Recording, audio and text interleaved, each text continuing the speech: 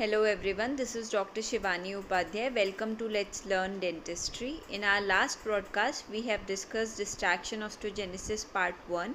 Today we'll be covering its next part. For those who haven't seen its first part, please do watch that. Our first topic is distraction histogenesis. क्या होता है distraction histogenesis? जैसे जैसे bone का enlargement होता है साथ साथ में सॉफ्ट टिश्यू एनवलप जो बोन को कवर करता है उसकी भी ग्रोथ होती है. It means simultaneous growth of soft tissue envelope covering bone. इसमें आपके क्या क्या आते हैं? Nerves, blood vessels, fascia, muscles, skin, covering outer covering of mandible extraorally as well as mucous membrane intraorally. Next is alveolar distraction osteogenesis. आपको पता है ये ब्लॉक एट ऑल ने दी थी. इसमें एल्वियोलर डिस्ट्रैक्शन ऑस्टियोजेनेसिस की प्री रिक्विजिट क्या होती है? जो मैक्सिला और मैंडिबल है उसकी मिनिमल विड्थ एटलीस्ट 5 mm होनी चाहिए और हाइट 8 to 10 mm होनी चाहिए. Dimension of transport disc is 5 mm into 5 mm.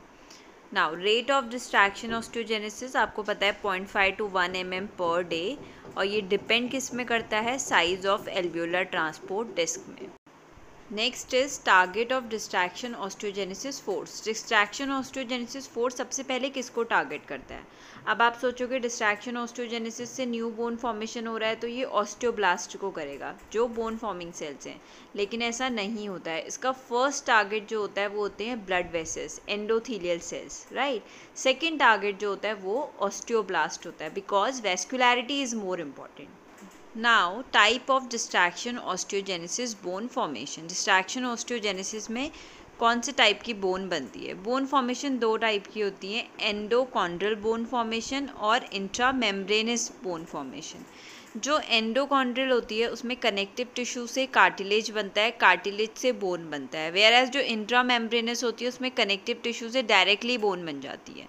तो डिस्ट्रैक्शन ऑस्टियोजेनेसिस बोन फॉर्मेशन में इंट्रामेम्ब्रेनस टाइप बोन फॉर्मेशन होती है.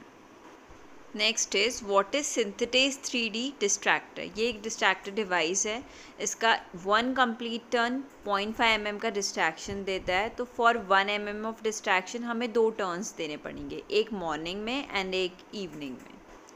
Now next is long bone versus head and neck bones. आपको पता है लॉन्ग बोन्स जैसे एग्जाम्पल लेग बोन्स, उसमें हम कॉर्टिकोटॉमी करते हैं. वाई? बिकॉज वहाँ वेस्कुलैरिटी कम होती है तो ब्लड सप्लाई मेड्यूला से आता है, इसलिए हम सिर्फ कॉर्टेक्स को निकाल रहे हैं, सिर्फ कॉर्टिकोटॉमी कर रहे हैं.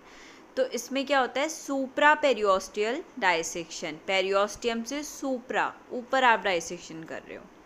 हेड एंड नेक बोन्स में क्या होता है? यहाँ वेस्कुलैरिटी अच्छी होती है, हम ऑस्टियोटमी करते हैं जिसमें कॉर्टेक्स मेड्यूला दोनों को निकालते हैं. तो इसमें डाइसेक्शन कैसा होता है? सब पेरियोस्टियल. नाउ पेरियोस्टियम की इम्पोर्टेंस क्या होती है? आपको पता है मैंडिबुलर ब्लड सप्लाई में इंफीरियर एल्वियोलर आर्टरी जो होती है वो सेंट्रल, इंटरनल, एंडोस्टियल अंदर की साइड प्रेजेंट है, राइट. सो इसमें जो पैटर्न ऑफ ब्लड सप्लाई होगा वो फ्रॉम इनसाइड टू आउटसाइड होगा, right. So it is centrifugal pattern. Whereas periosteal blood supply कैसा होता है? Centripetal, from outside to inside because it is external, outer and peripheral. Periosteum का structure कैसा होता है? इसमें 2 लेयर्स होती हैं, आउटर लेयर, इनर लेयर. जो आउटर लेयर होती है उसमें एक कनेक्टिव टिश्यू लेयर्स होती हैं जहाँ पर आपकी nerves and blood vessels present होती हैं, ठीक है. So this outer layer is responsible for blood supply. Inner layer cambium layer होती है जिसमें ऑस्टियोजेनिक सेल्स होती हैं, बोन फॉर्मिंग सेल्स होती हैं. तो पेरियोस्टियम मोस्ट इंपॉर्टेंट स्ट्रक्चर है for bone repair and regeneration. Our next topic is neocondyle formation. ये कबान ने रिकमेंड किया था. इसमें हम डिस्ट्रैक्शन ऑस्टियोजेनेसिस के कंसेप्ट को यूज़ करते हैं ताकि हम TMJ एरिया की एनाटमी को रिक्रिएट कर सकें जो लॉस्ट हो गई थी आफ्टर रिमूवल ऑफ एनकाइलोसिस और fusion. Now see in this diagram the fusion part indicated by red part.